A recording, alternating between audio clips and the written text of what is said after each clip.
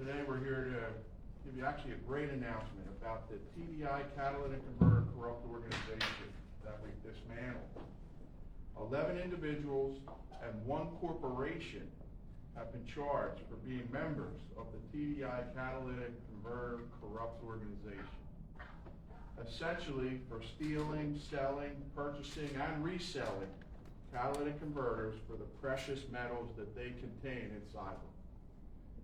The individuals charged with corrupt organizations, dealing in proceeds of unlawful activity, criminal conspiracy, theft of catalytic converters, which is its own unique charge, and RSP are listed as follows. Before that, let me let you know that their preliminary hearings are all at the moment listed on July the 5th in Bensalem at Magisterial District Judge Gallagher's. Some of those may be continued, and in fact, 2 of them have already been waived, and I'll get into that in a sec. So the first person is the TDI Catalytic Converter Kingpin, if you will. The corrupt organization was run by one Michael Williams. He is the owner of that establishment, the putative owner, the de facto owner, and he himself has waived his preliminary hearing. He has cooperated with this investigation, candidly, because we had him red-handed. His bail has been set at $15,000, 10%. He's currently on GPS monitoring. His employees who have been charged include Eric Simpson, who has bail of $75,000, 10%. He's in custody on other similar charges, but in Delaware County. Michael Bruce, Kevin Schwartz, Patrick Hopkins, Lisa Davalos, and a juvenile, the initials ME, have all also been charged. They were employees of TDI and Michael Williams. All the adults that I just named got bail of $10,000, 10%. There's a next level below that who we refer to as the cutters. These are the people that do the damage to your automobiles. These are also the people that sold the stolen cats to TDI. And they are as follows. Anthony Davalos Sr., who is in custody, and he, of all the other ones that we've mentioned now, is uniquely also charged with an aggravated assault for attempting to evade the police and almost running over one of our local police detectives. Michael Evangelist, who is in custody, Gary Shirley, who received a bail of $50,000 unsecured, and Richard Page. Richard Page is still at large. We would ask the public for help, as we do on occasion, not to confront him, but rather if you see him, if you know him, if you know of him, if you have information about him, to contact us at the number or the website that you'll see on our presentation. The corporation, as I mentioned, has been charged. This is very unique. There was some debate, there was some discussion, some legal research, which was done candidly by people a lot smarter than I, and we decided that we had grounds to actually charge the corporation itself. I refer to it as TDI towing, but you'll see on the criminal complaint that it goes by a number of names, and we want it to be all-inclusive and encompassing to make sure that there were no loopholes that that corporation could escape free. The corporation itself has also waived its preliminary hearing, and that was done by the principal of the corporation, Michael Williams. TDI has been purchasing stolen catalytic converters for years. From 2020 to 2023, approximately 2,000 catalytic converters were stolen from Bucks County alone. During that same time period, TDI, through all of the principals and agents that I just described to you, purchased on average 175 catalytic converters a week, which if you do the math, would total over 25,000 over the 3+ years that I just described. Catalytic converters, and you see one right here. Learn more about catalytic converters than I ever thought I would know. are attached to the bottom of our vehicles essentially to reduce pollution. They contain rare and precious metals that can be broken down and harvested from the catalytic converter itself. The market prices for these three main metals in the catalytic converters, and they are rhodium, platinum, and palladium, increased dramatically during the pandemic because of supply chain issues. What else? The recent price of an ounce of platinum was just over $1,000. An ounce of palladium was just over $1,400. And an ounce of rhodium was approximately $7,000.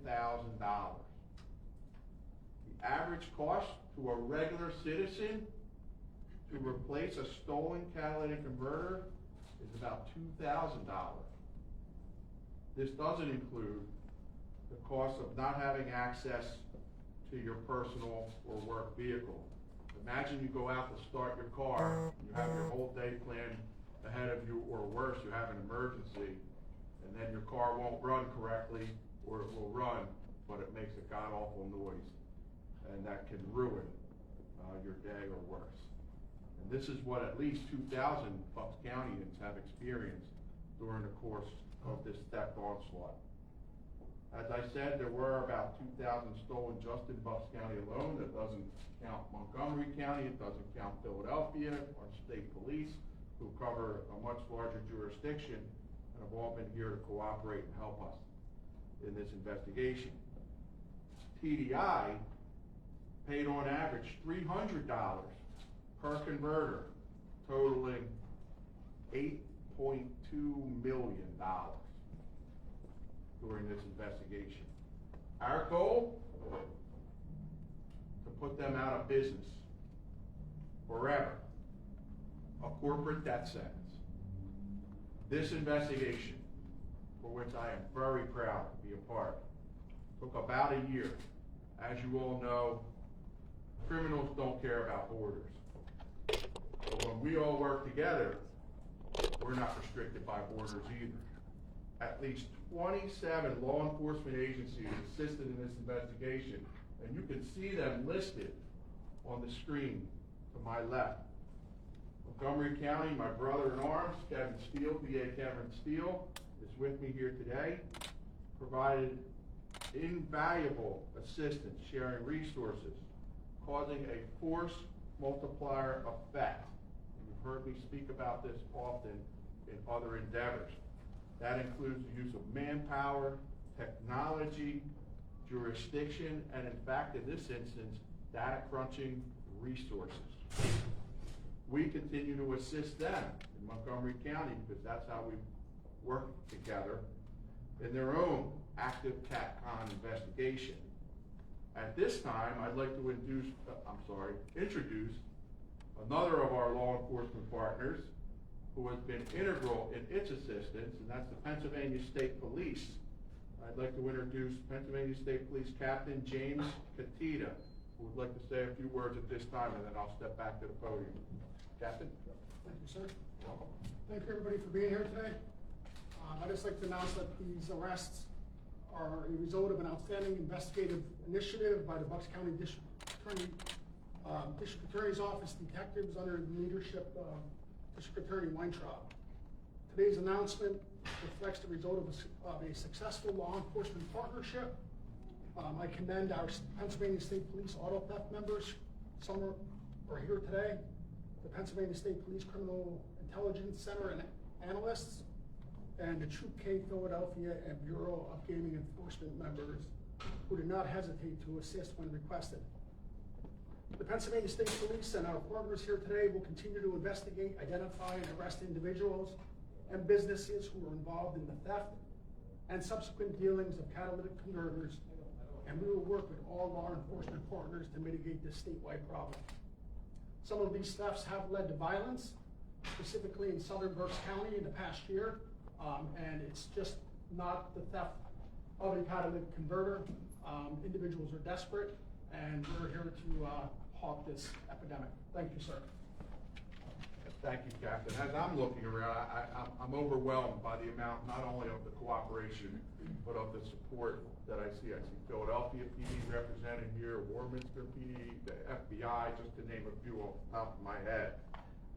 I think that this is an incredible demonstration of what we can accomplish when we all work together, and it does take an incredible amount of effort. I have to give some more credit. This case will be prosecuted by Deputy DAs Ed Furman, who is here with me, and Jobin Jost, who's also present here with me. And I have to give special thanks to a very unique cadre of people, and that is our Bucks County Investigating Grand Jury. I have said this on many occasions, but I can never say it enough. These are regular people, citizens of Bucks County, that donate their time over the course of years to help us investigate and solve crimes. And it is fair and accurate of me to say that without their assistance, we wouldn't be standing here today to report on this tremendous success. So they have my debt of gratitude. This is also a call to action. I know that when somebody gets their catalytic converter stolen, the first thing they think about is how it's going to affect their day. The second thing they think about is calling their insurance company and trying to get the rental car or getting it fixed as quickly as possible. There are some people, frankly, that it might not occur to them to call the police because they think, well, what's the point? Well, I'm here to show you there is a point. And you can see some of the examples that we've demonstrated here, how brazen these people are. They can steal a catalytic converter in a matter of minutes, if not under a minute. Here's an example where there was a stolen car. Well, you can just back that up, Manny, 1 second. A stolen car that was taken right to TDI. Then they take the catalytic converter and sell that. I have no idea what happened to the car, but I'm sure my investigators do. And if you could forward it, Manny. I don't know if this has been running, but this is an example of a catalytic converter that was stolen so recently that it was still too hot to handle. And if you see, you watch closely, you'll see that there's steam coming off of the catalytic converter as it's being cooled off in a puddle right underneath the car they drove up in. You talk about hot stolen goods. It's literally and figuratively the hottest. So my call to action is, in order for us to be able to actualize this information, we need you to make these police reports. Of course, the insurance fraud, the auto theft task force, we care about making these cases, but we can't do it without the public's help. So please, please call the police, even if it's to report an old one, because that data can be utilized. And in fact, in this case, law enforcement analysts were responsible for reviewing thousands of hours of video for identifying license plates and subjects and comparing the data derived from other databases to make these connections, to establish this web from which these defendants could not escape. And I'll end by saying this. By using every resource at our law enforcement disposal, we've stopped the TDI catalytic converter corrupt organizations dead in its tracks. It's actually literally padlocked as we speak. No one can go in, no one can come out. Not only that, we've also created a template for other multi-jurisdictional law enforcement efforts in dismantling these catalytic converter theft rings. And so our twofold goals have been met. And we know that we will be successful in holding not only the organization, but these individuals criminally accountable.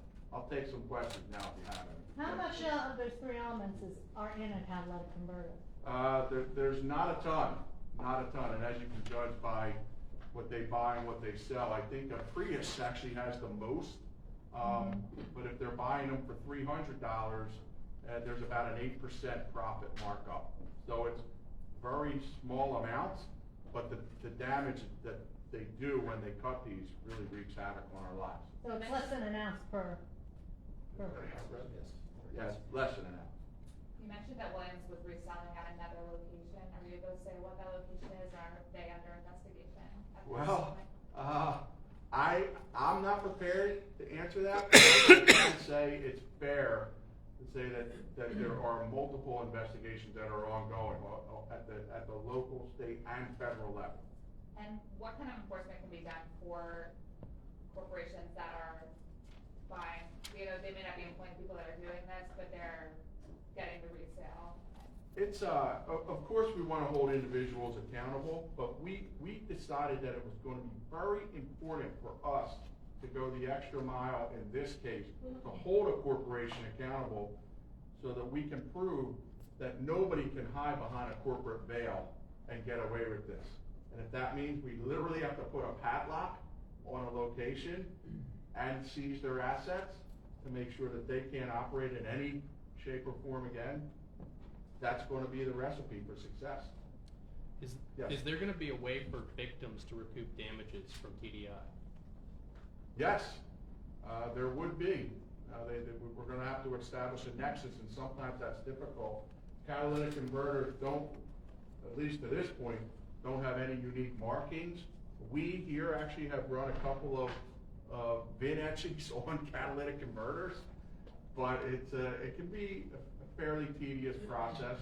But we would welcome any victims, anybody that's been victimized as a result of TDI's criminality, to contact us, and we intend to get them restitution if possible. How would Senator you know? Rockwell. Can you give us an idea of how the Kingpin Williams advertised or directed these actors to do what they did to ramp up to be this type of operation for as long as it was? The complaint is very lengthy, but if you read it, what you'll see is that this was a lot of word of mouth. The organization is, sadly, the people that are stealing the catalytic converters are often thieves that need to fuel some issue that they have. And so the word at the street level was, if you go to this location, they will buy your catalytic converters, no questions asked. They will buy them after hours at night, and they will buy them in bulk, and they don't care if they're cut off or not cut off. And that really was one of the hurdles that we had to overcome, because obviously the defense would have been, or may still be, I didn't know these were stolen, but that's where the hours and hours of videotape and investigation and speaking with people allowed us to work up the pyramid. I apologize. The video that you just showed, is that in front of TDI? Where was that video showing that the catalytic converter was still hot? Where was that taken? That was outside TDI. That's either in front or on the grounds, and the other one, the still picture, was right in front of TDI, pretty brazen. And how do people get in touch with, how do victims get in touch with you to work on getting restitution?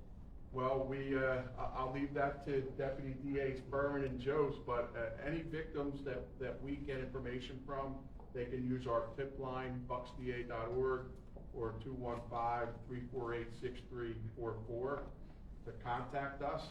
And if we can establish that their catalytic converter was stolen in this instance and sold to TDI, we'll put them on the list to get restitution. Is there any way victims are going to be able to know those, since a lot of these catalytic converters are untraceable? It's going to be tough, but there are ways that we can do so circumstantially. In other words, somebody had their catalytic converter stolen within the last year, and they made a timely report. Maybe we can link it up with some of the thousands of hours of video surveillance that we've conducted. So I don't want to say it's impossible, and we're going to try every way possible to make them whole. And what initially led you to Williams? Just working up the chain. You catch one guy, or you try to catch another guy, and you start to see where they're taking them. We actually, I'm probably not supposed to say this.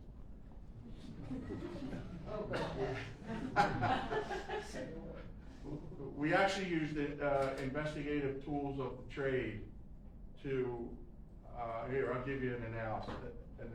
You know how you can make an isotope radioactive, that you can trace it all throughout the body and the blood?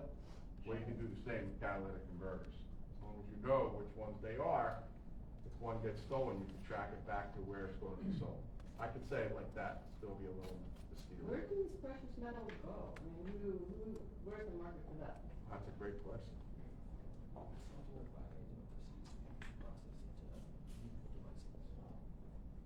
They're smelted down and then they're reused for other different devices. They can certainly be used in catalytic converters, but there are other uses for these precious metals. They're very rare and hard to get out of the ground. So if you just hack off a catalytic converter, you got an instant ready pot of these precious metals. Is there any potential aspect for investigation into the organizations that were buying from organizations like TDI Towing, or are they overseas, or would that involve other federal law enforcement? So as you know, my sandbox ends in Bucks County, but we were able to delve into Philadelphia. We have representation here from Philadelphia. We were able to utilize resources from state, local, and federal resources. The best that I can tell you is that there are still other avenues to pursue, but that's beyond my ability to pursue them as law enforcement. I'm hopeful that will continue. I think this is just, we're striking the first local blow here, but I expect more to come. What kind of sentences do these folks face? That's hard to say. It will depend on their prior records. A lot of the charges that they've been charged with are felonies of the first degree. But as you can see, some of them have been released on bail. It will also depend on their level of cooperation and ownership into their criminal conduct. But certainly, it's reasonable to assume that they can get anywhere from probation to state prison. We just don't know yet. How often have you charged a corporation in your tenure? Is this the first time? I had to have people do the research. I've never done it. I think I learned that it was possible in law school, but this is the first time that we've ever done it. Anybody else? All right, great. Thank you all. We'll leave the slides up. I know Manny will send them out along